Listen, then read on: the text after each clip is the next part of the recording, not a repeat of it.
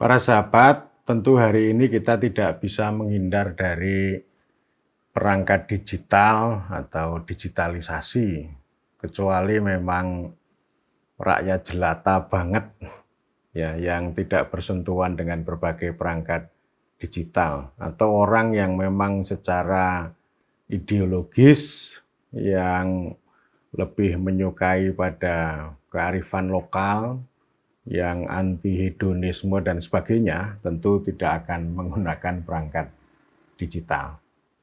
Dan tentu ini perangkat digital ini sebagai sebuah instrumen untuk melayani, memudahkan kerja-kerja yang entah itu belajar maupun juga penyelenggaraan pemerintahan, pembangunan, dan seterusnya. Dan saya juga sudah biasa lah menggunakan perangkat digital sehari-hari itu. Tetapi saya tidak perlu kuar-kuar, ya. Istilah digitalisasi itu nggak perlu saya omongkan. Dan ini memang bisa menjadi distorsi. Misalnya dengan istilah digital government, smart village, lalu digital village. Ini sebenarnya merek dagang, tapi yang kemudian menjadi kekuasaan. Kekuasaan itu maksudnya apa? Ya, dia membentuk cara pandang, membentuk pola berpikir dan sebagainya, dan kemudian juga melakukan distorsi tentang banyak hal. Contohnya misalnya digital village. Ini pengaruh digitalisasi masuk desa ini sudah cukup banyak, meskipun ya kalau dibandingkan dengan 75.000 desa ya masih sedikit lah. Tapi ini kampanyenya itu ya, publikasinya luar biasa, dan desa digital itu dianggap sebagai kemajuan. Oke lah, itu kan menjadi satu poin ya. Desa maju yang ada di dalam undang-undang desa itu artinya infrastrukturnya maju, SDM-nya maju, perangkatnya maju, ada digitalisasi. Tetapi persoalannya ini apakah perangkat digital yang kemudian ini menjadi sesuatu yang utama, dan kemudian sebuah desa itu melabeli dirinya sendiri menjadi desa digital itu betul-betul berguna untuk kepentingan masyarakat setempat. Apakah sebagian besar masyarakat setempat itu ngeh atau berkepentingan terhadap kosakata desa digital itu? Apakah desa digital itu bisa memberikan naik kelas lah terhadap hajat hidup orang banyak yang itu diperlukan oleh petani, oleh peternak, oleh pedagang kaki lima, dan sebagainya. Saya pikir tidak. Dan saya juga tidak yakin bahwa desa digital ini bisa membuat desa itu menjadi lebih kuat, lebih demokratis dan sebagainya lah. Pokoknya itu saya katakan ini sebuah reduksi. Jadi sesuatu konstruksi yang utuh, desa yang utuh begitu, entah itu desa kuat, desa maju, desa mandiri dan demokratis untuk menopang keadilan dan kemakmuran ini, apakah itu bisa disumbang oleh identitas atau label ya desa digital. Dan tentu ini sekali lagi ini hanya label lah, hanya merek dagang. Sama dengan konsep digital government ini kan sebenarnya untuk siapa? Kan tentu bukan untuk rakyat. Dan siapa sih yang paling untung dari konsep desa digital maupun pemerintah digital? Ya tentu adalah para pelaku, para pengusaha digital itu. Ya, itu satu poin. Kemudian poin yang kedua, ini karena gelombang digitalisasi ini lalu juga mempengaruhi munculnya label pejabat baru. Kita mengenal ada pejabat politik dan pejabat administratif.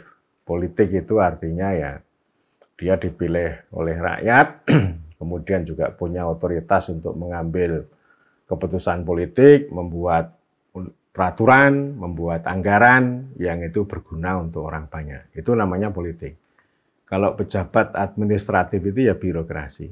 diseleksi secara administratif, secara akademik, yang tujuannya adalah untuk melaksanakan keputusan-keputusan politik supaya menjadi lebih efektif. Jadi administrasi itu datang belakangan setelah politik. Tugasnya itu tadi ya, membuat keputusan politik itu menjadi sesuatu yang efektif dan itu bisa berguna untuk orang banyak. Seperti halnya saya sering mengatakan bahwa pemerintahan itu berpangkal dari politik, berujung pada ekonomi. Politik itu artinya kehendak rakyat, kalau ekonomi itu kemakmuran rakyat. Di tengah-tengah itu ada koridor hukum, ada cara administrasi yang didukung dengan manajemen dan teknologi. Jadi perangkat digital, administrasi, kemudian juga manajemen SDM, manajemen uang, tata kelola, dan sebagainya ini sebenarnya dalam rangka untuk meneruskan pangkal politik untuk menuju efektivitas kemakmuran rakyat. Jadi dia bukan sesuatu ini ya yang berdiri sendiri, yang bahkan bisa mengatur politik. Nah ini artinya administrasi itu, kemudian juga manajemen dan teknologi ini dia menjadi kekuasaan. Kekuasaan untuk siapa? Ya kekuasaan untuk dirinya sendiri yang bahkan juga bisa mendistorsi, bisa mengisolasi kehendak rakyat atau kosakata politik tadi. Yang itu ujungnya juga tidak akan berdampak besar terhadap kemakmuran rakyat. Itu ya. Jadi ini administrasi itu begitu ya. Dan ini kita sudah tahulah ke kategori pejabat administratif ini. Tetapi bahwa pejabat administratif, baik itu birokrat, perangkat desa, dan sebagainya, ini memang penting untuk kita bentangkan dalam itu tadi. Pemerintahan yang berpangkal dari politik menuju ujung ekonomi. Supaya ya mereka itu tidak sibuk dengan dirinya sendiri, tetapi tidak punya makna, atau istilah Hari Sujito itu tidak punya values yang berguna untuk rakyat gitu. Nah, ini saya kira sudah jelas, itu dua jenis pejabat itu. Nah, sekarang ini saya mengatakan ada pejabat digital. Jadi pamer lah. Misalnya mengatakan bahwa, oh sekarang kami sudah bekerja secara efisien, secara cepat. Saya bisa kerja di mana-mana, tidak harus di kantor. Di kantor saya tempatnya bersih, nggak ada kertas. Oh, itu diceritakan kemana-mana. Ya, jadi itu saya sebut sebagai pejabat digital. Ada juga seorang pejabat di Kementerian Kominfo yang kampanye digitalisasi luar biasa. Dia mengatakan bahwa siapapun yang melawan digitalisasi ini sama dengan melawan kemajuan. Ya bolehlah, kita harus maju. Ya, kata orang Jepang itu dulu, kita harus maju, harus modern, tapi kita tidak boleh lupa siapa kita sebenarnya, siapa jati diri kita. Dan sesuatu yang menarik dalam Undang-Undang Desa itu mengatakan bahwa desa itu harus menjadi modern tanpa meninggalkan tradisi, merawat tradisi tanpa ketinggalan zaman. Ya, artinya ya dua sisi ini memang harus kita pegang. Kita tidak hanya berbicara kemajuan, tapi juga kedaulatan. Kedaulatan itu penting. Jadi kalau semuanya bisa digabung menjadi satu, ya kita akan melahirkan namanya kejayaan. Jadi ini yang pejabat digital ini sampai ke level desa. Kepala desa itu kan pejabat politik. Saya kira semuanya tahu lah. Ya, pejabat politik kan dia dipilih oleh rakyat. Kemudian juga bekerja secara politik. Ya, kalau secara politik, karena pada prakteknya kan politik ini sudah didistorsi, sudah dirusak, sudah diisolasi oleh administrasi, teknokrasi, birokrasi, digitalisasi, dan sebagainya. Ada seorang kepala desa yang begitu bangganya luar biasa. Dia membuat desanya itu dengan label desa digital. Lalu dikunjungi oleh banyak orang. Lalu kantornya di-setup sedemikian rupa ya. Jadi pokoknya perangkat digitalnya udah canggih lah.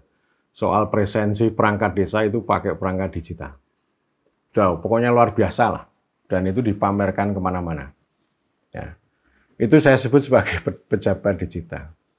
Dan saya mengatakan bahwa gini ya, saya tidak begitu bangga pada pejabat pada kepala desa yang membanggakan dirinya, menceritakan dirinya dengan prestasi digitalisasinya. Saya nggak bangga.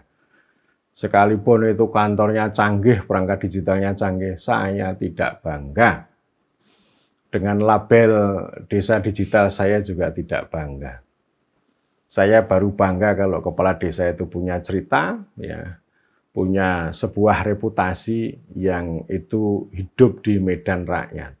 Dia bergulat bergelut dengan kehidupan rakyat, dengan masyarakat setempat, dengan kehidupan mereka.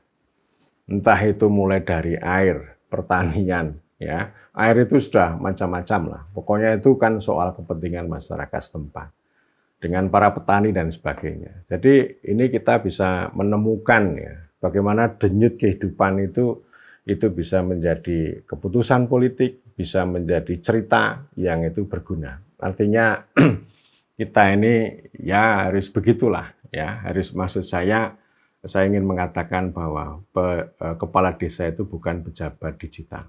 Tapi kita harus kembalikan bahwa kepala desa adalah pejabat politik yang tentu politik itu bukan sesuatu yang jahat, yang kotor, yang pokoknya yang jelek-jelek. Politik itu adalah sebuah value, sebuah nilai untuk kebaikan. Jadi itu sangat melekat pada manusia dan rakyat adalah politik. Kepentingan masyarakat setempat adalah politik. Menyusun APB desa itu juga kerja politik, musyawarah desa juga kerja politik. Ya, dan nanti akan saya sampaikan berikutnya mengenai bagaimana repolitisasi desa yang kita gunakan untuk melawan teknokrasi desa.